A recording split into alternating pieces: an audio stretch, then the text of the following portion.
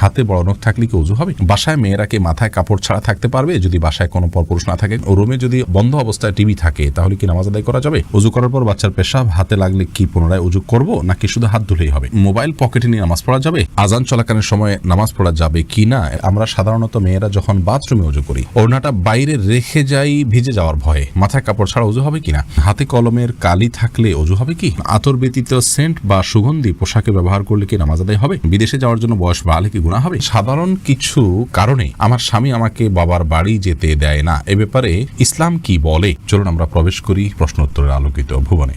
মারিয়াম মিজান এটি থেকে আপনি লিখেছেন ইউটিউব চ্যানেলে, ওযু করার পর বাচ্চার পেশাব হাতে লাগলে কি পুনরায় ওযু করব নাকি শুধু হাত ধুলেই হবে?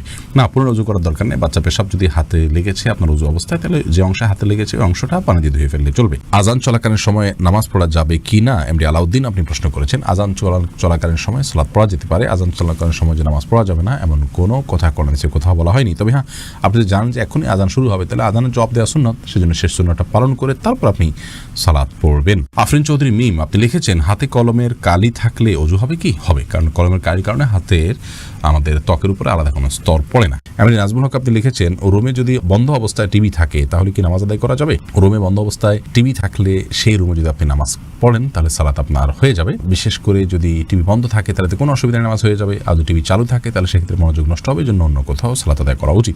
ফারজানার সাথে আপনি লিখেছেন, আজান চলাকালীন ওয়াশরুমে থাকলে মনে মনে আজানের জবাব দেওয়া যাবে কি? মনে মনে আজানের জবাব নয়, আজানের জবাব দিতে হবে মুখে। আপনি বাথরুমে থাকলে সেখানে তো আল্লাহর নাম উচ্চারণ করবেন না, এই জন্য আজানের পরপর যদি বের হন তাহলে বাইরে এসে আপনি আজানের জবাব দিতে পারেন, অথবা আপনি দিবেন না। মনে মনে দিলে আপনি সেটা দিতে পারেন, আল্লাহর কাছে সওয়াব আশা করতে পারেন যে আমি চেষ্টা করেছি, আল্লাহ তাআলা সেজন্য সওয়াব দিতেও পারেন, কিন্তু আজান মূলত জবাব দিতে হবে মুখে, বাথরুমে সেটা করা যাবে না। অতএব করতে পারছেন না সেজন্য মনে মনে আপনি দিতেই পারেন আপনার মনের সান্ত্বনার জন্য, এবং আল্লাহর কাছে সওয়াবের আশাও আপনি করতে পারেন। বেদনা নীল আকাশ আপনি আইডি থেকে লিখেছেন, সাধারণ কিছু কারণে আমার স্বামী আমাকে বাবার বাড়ি যেতে দেয় না, এ ব্যাপারে ইসলাম কি বলে? আপনার স্বামী আপনার বাবার বাড়ি যেতে নিষেধ করলে সেটি তিনি অন্যায় করছেন, অবিচার করছেন, কারণ আত্মীয়তার সম্পর্ক ছিন্ন করা শরীয়তে অত্যন্ত জঘন্য অপরাধ। সে অপরাধ করতে আপনাকে বাধ্য করে তিনি অপরাধ কাজ করছেন, তিনি অন্যায় কাজ করছেন। আমরা আপনার স্বামীর প্রতি আকুল আবেদন রাখবো তিনি যেন তার এই ভুল অবস্থান থেকে ফিরে আসেন, আল্লাহ তাআলা তাকে সেই তৌফিক দান করুন। আর আপনি যদি পারেন তার এই অবিচার থেকে নিজেকে দূরে সরিয়ে রাখতে, এবং আপনি আপনার আত্মীয় স্বজনের সাথে গোপন যদি সম্পর্ক রাখেন সেটা আপনার জন্য গুনাহ হবে না, তবে আপনাদের মধ্যে যেন কোনো ভুল বোঝাবুঝি না হয় সেদিকটা আপনাকে খেয়াল রাখতে হবে। তামিম খান আপনি লিখেছেন, মোবাইল পকেটে নিয়ে নামাজ পড়া যাবে? উত্তর হলো যাবে, কোনো অসুবিধা নেই, তবে নামাজ যাতে মনোযোগ নষ্ট না হয় সেজন্য সাইলেন্ট ইত্যাদি করে নেওয়া উচিত। জুমানা ইসলাম আপনি লিখেছেন, বিদেশে যাওয়ার জন্য বয়স বাড়ালে কি গুনাহ হবে? বিদেশে যাওয়ার জন্য যদি বয়স বাড়িয়ে লিখতে হয় যে এত বছর না হলে সেটি করা যাবে না, তাহলে সেক্ষেত্রে আপনি ওই বয়স বাড়িয়ে লিখেছেন, অবশ্যই সেটি গুনাহের কারণ হবে, কারণ মিথ্যা বলা সর্বাবস্থা ইসলাম হারাম করেছে। কামরুজ্জামান কামরুল লিখেছেন, আতর ব্যতীত সেন্ট বা সুগন্ধি পোশাকে ব্যবহার করলে কি নামাজ আদায় হবে? আতর ছাড়া যদি সেন্ট বা সুগন্ধি স্প্রে আপনি ব্যবহার করেন, এটা ব্যবহার করে একটু বিলম্বে নামাজ পড়াটা উচিত। আমাদের অনেকে মনে করেন যে এটাতে যে অ্যালকোহলটা আছে সেটা নাপাক, অনেক ওলামায়ে কেরাম এটা মনে করেন, যার কারণে কিছু সময় পরে নামাজ পড়লে সেটা বাষ্প হয়ে চলে যাবে, তারপর নামাজ হয়ে যাবে, কোনো অসুবিধা নেই। অবশ্য এই ক্ষেত্রে যে সমস্ত ওলামায়ে কেরাম বলেন যে না এটা নাপাক নয়, এই অ্যালকোহল নাপাক নয়, এটা এক ধরনের কেমিক্যাল, তা সেই মতটা আমাদের কাছে অধিকতর যুক্তিসঙ্গত মনে হয়। এমডি আবির আপনি লিখেছেন, আমার একটা ডিপিএস আছে, তার সুদ দিয়ে কি আমি নিজের বাথরুম বানাতে পারবো?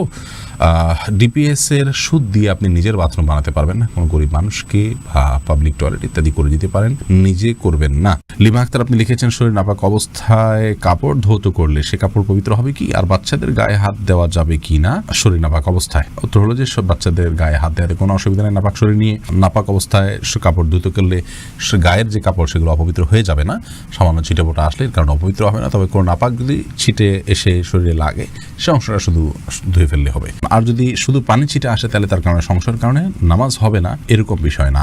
আখিরি নবীর উম্মতে আইডি থেকে লিখেছেন, ঘরে কবুতর বা পাখি পালন করা কি গুনাহ? ঘরে কবুতর অথবা পাখি এগুলো পালন করাতে কোনো অসুবিধা নেই, কারণ পাখি এই পশু এভাবেই পালন করা হয়ে থাকে।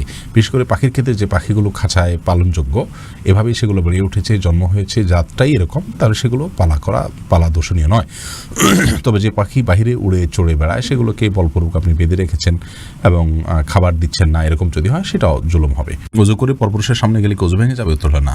এরপরে শাহিদা ইসলাম শেলি আপনি লিখেছেন, পায়খানা করার পরে কুলুপ না করে সাবান ব্যবহার করলে কি নামাজ হবে? টয়লেট ব্যবহার করার পর যদি আপনি কুলুপ না করে সাবান ব্যবহার করেন, তার মানে হাত পরিচ্ছন্ন করার জন্য, তাতে নামাজ হবে, নামাজ না হওয়ার কোনো কারণ নেই। তবে আপনার নাপাক থেকে নিজেকে ভালোভাবে পরিচ্ছন্ন করতে হবে। কুয়াশা ভেজা শহরে এর দিকে আপনি লিখেছেন, পশ্চিম দিকে পা দিয়ে শোয়া কি গুনাহ? কোনো হাদিসের সরাসরি নিষেধ নাই, কিন্তু আমাদের এই অঞ্চলে কারোর দিকে পাও দেওয়া, সম্মানজনক কোনো ব্যক্তির দিকে পাও যাটাকে অসম্মানজনক মনে করা হয়, সেজন্য আল্লাহর শেয়ার তথা কেবলার প্রতি শ্রদ্ধা রেখে যদি পা না দেওয়া হয় সেটা প্রশংসনীয়, কিন্তু কোন হাদিসে সরাসরি নিষেধ নেই কেবলার দিকে পা দেওয়ার ব্যাপারে। থুতু ফেলতে নিষেধ করা আছে। পিপ আইডি থেকে আপনি লিখেছেন, নামাজের সময় আম্মু কোনো কাজের আদেশ দিলে কি করব? যদি নফল নামাজ হয় আর আম্মুর এই কাজটা খুব বেশি গুরুত্বপূর্ণ হয়, ডাক শুনে বুঝতেছেন যে খুব জরুরি, আম্মু খুব সিরিয়াসলি ডাকছে, তাহলে আপনি নফল নামাজ ভেঙে আম্মুর কথা শুনবেন, পরবর্তীতে সে নামাজ পড়ে দিবেন। আর যদি ফরজ নামাজ হয় তাহলে আপনি নামাজ শেষ করে যতটুকু তাড়াতাড়ি করা সম্ভব করে তারপর আপনি আম্মুটাকে সাড়া দিবেন। বাসায় মেয়েরা কি মাথায় কাপড় ছাড়া থাকতে পারবে? যদি বাসায় কোনো পরপুরুষ না থাকে কোনো অসুবিধা নেই, মেয়েদের সবসময় যে কাপড় দিয়ে থাকতে হবে, একাকি থাকলেও এমন কথা কোনো নিচে বলা হয়নি। সাদিয়া মেহজাবিন তুরনা আপনি লিখেছেন, হাতে বড় নখ থাকলে কি ওযু হবে? হাতে যদি বড় নখ থাকে তাহলে সেক্ষেত্রে এটি অন্যায় কথা, এটি গুনাহের কথা। কারণ মুসলমান নবী করিম সাল্লাল্লাহু আলাইহি ওয়াসাল্লামের যে সুন্নাতে দায়েমা বা সুনানুল ফিতরাহ সেগুলোর উপরে আমল করার চেষ্টা করবে। হাতে বড় নখ রাখা উচিত নয়, কিন্তু যদি বড় নখ থাকে এবং তিনি অজু করেন, অজু হয়ে যাবে, সেটা সম্পূর্ণ ভিন্ন বিষয়। মুসলিম আমুন আপনি আইডি থেকে লিখেছেন, আমার স্বামী একজন মেরিনার, কাজের সূত্রে তাকে দেশের বাইরে জাহাজে থাকতে হয়। আমরা ভিডিও কলে কথা বলি, তবে সে একটু খোলামেলাভাবে দেখতে চায় এবং খোলামেলা ছবি চায়, তাকে এটা দেওয়া বৈধ হবে কি না? বোন, এ বিষয়ে উত্তর হলো যে স্বামী স্ত্রী একে অন্য দ্বারা উপকৃত হতে পারবেন এবং একে অন্যের শরীরের যে কোনো অংশ থেকেই যে জৈবিক চাহিদা আছে সেটা পূরণ করতে পারেন, সেটা দেখার মাধ্যমে হতে পারে।